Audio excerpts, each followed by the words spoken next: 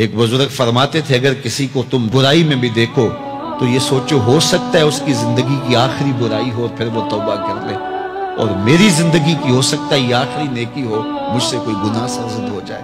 کتنے لوگ ہیں جو مرتبہ کمال پہ پہنچے لڑک گئے، بڑے بڑے لوگ تھے لیکن انجام ٹھیک نہیں ہوا۔ بلعم بن باورا کی مثال ہمارے سامنے موجود ہے۔ بنی اسرائیل کا مستجاب الدعوات ولی تھا، اور جب ہاتھ پھیلا کے منہ پہ ہاتھ پھیرتا تو ہاتھ بعد میں منہ پہ جاتے، قبولیت پہلے ہو جاتی۔ لیکن اسی کے بارے میں قرآن نے کہا نا مَثَلُهُ كَمَثَلِ الْكَلْبِ، اس کی مثال کتے کی مثال ہے۔ زبان لٹک گئی تھی، زمین چاٹتا تھا، چونکہ اس کے ہاتھ نبی کے خلاف اٹھ گئے تھے۔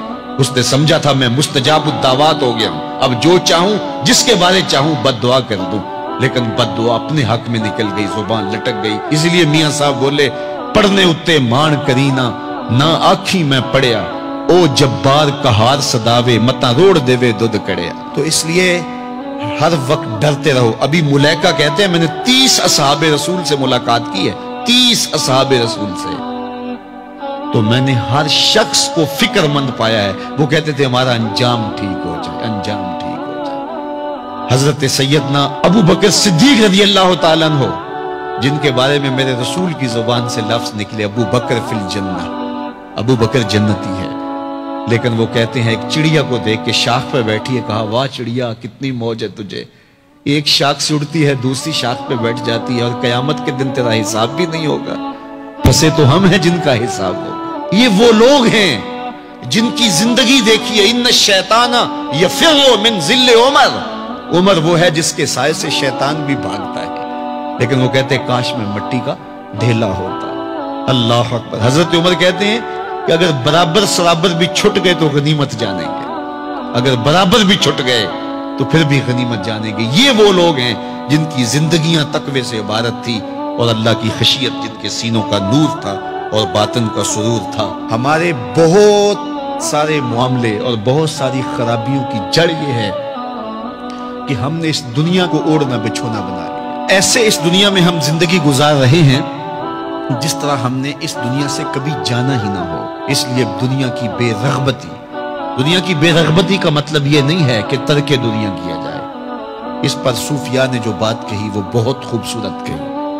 وہ کہتے ہیں کہ دنیا کے اندر ایسے رہو جس طرح کشتی پانی میں رہتی ہے، کہ کشتی پانی میں رہتی بھی ہے لیکن پانی کو اپنے اندر آنے بھی نہیں دیتی۔ تم دنیا میں رہو، دنیا تمہارے اندر نہ رہے۔ اگر تم دنیا میں رہو گے تو خیر ہے، اگر دنیا تمہارے اندر رہی تو پھر کچھ نہیں بچ پائے گا۔ کشتی پانی میں رہے تو خود بھی تیرتی ہے، اوروں کو بھی تیراتی ہے، لیکن اگر پانی کشتی میں آ گیا تو کشتی کو لے ڈوبے گا۔ اس کی رحمت کے دروازے کھلے ہیں، آج ہم اس کی چوکھٹ پہ آ جائیں، کل تو آنا ہی آنا ہے۔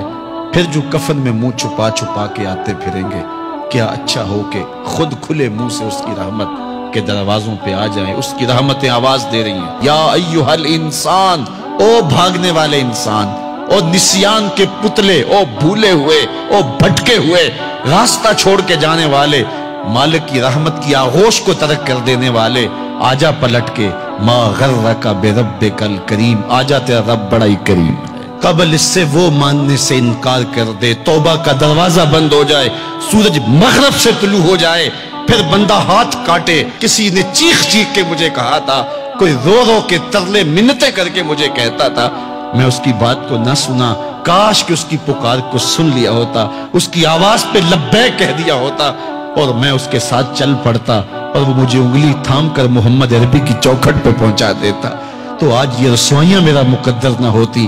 صاحبو آؤ، کتاب رحمت آواز دے رہی ہے، کتاب رحمت تمہاری انگلی تھام رہی ہے اور تمہیں حضور کی چوکھٹ تک پہنچا رہی ہے، اور آمنہ کا لال تجھے اپنے دامن میں لے کے رب سے مغفرت اور بخشش کا پروانہ لے کے دے رہا ہے۔ مجرم ہو تو منہ اشکوں سے دھوتے چلے آؤ، آؤ در تواب پہ روتے چلے آؤ، قرآن میں مذکور ہے بخشش کا طریقہ، سرکار کی دہلیز سے ہوتے چلے آؤ۔ اور تھوڑی سی زندگی باقی ہے، بہت زندگی کاٹ چکی، آوارگی میں کاٹ دی، اور گناہوں میں کاٹ دی، منمانیوں میں کاٹ دی، خواہشات نفس میں کاٹ دی۔ آئیے ابھی سے اپنے اندر کو تبدیل کر لیجئے، اپنے احوال کی تبدیلی کا عزم مصمم کر لیجئے۔